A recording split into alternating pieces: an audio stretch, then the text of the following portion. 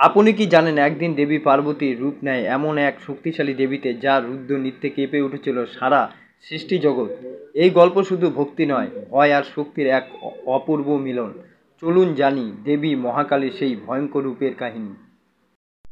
চলুন তাহলে বন্ধুরা গল্পটি বলছি। গল্পটির নাম হচ্ছে দেবী পার্বতী উগ্র রূপের পরিণতির গল্প। মাতার আবির্ভাব। একসময় দেবতা ও মানব জাতি উভয় এক ভয়ঙ্কর রক্তবীজের দ্বারা অন্তত কষ্টে পড়ে যায়। রক্তবীজের এক অদ্ভুত শক্তি ছিল, যেখানে সে রক্ত মাটিতে পড়তো সেখানেই আরেকটি রক্তবীজ জন্ম নিত। তাই তাকে মারাও সম্ভব হচ্ছিল না। তখন দেবতারা আশ্রয় নয় মা দুর্গার।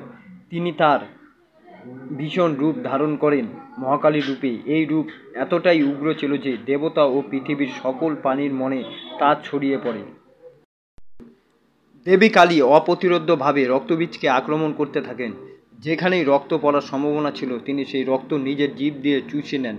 একে একে সব রক্তবীজকে শেষ করে ফেলেন। এই রূপে তিনি রক্তমাখা, কল্যাণমাখা, পরিহিতা উন্মাদ নৃত্যে বিভোর হয়ে যান। কিন্তু যুদ্ধ শেষে তার রাগ থামছিল না। উগ্রতায় তিনি নিজেই পৃথিবীর ধ্বংস করে দিতে উদ্যত হন। তখন ভগবান শিব এই রুদ্ররূপের অবসান ঘটাতে নিজেই দেবীর সামনে গিয়ে শুয়ে পড়েন। দেবী কালী অনিচ্ছায় তার বুকে পা দিয়ে ফেলেন। তখনই তিনি হুঁশ ফিরে পান। আমি শিবের ওপর পা রেখেছি। এভাবে তিনি তৎক্ষণাৎ লজ্জিত হন আর জীব বেরিয়ে আসে।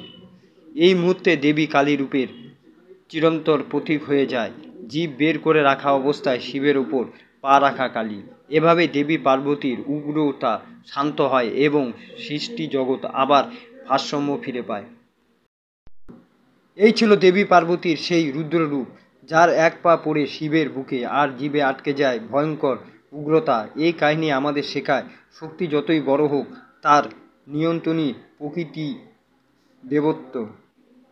ভিডিওটি ভালো লাগলে লাইক দিন, আপনার মতামত জানান, কমেন্ট আর এরকম অলৌকিক গল্প পেতে আমাদের চ্যানেলটিকে সাবস্ক্রাইব করতে ভুলবেন না। জয় মা কালী।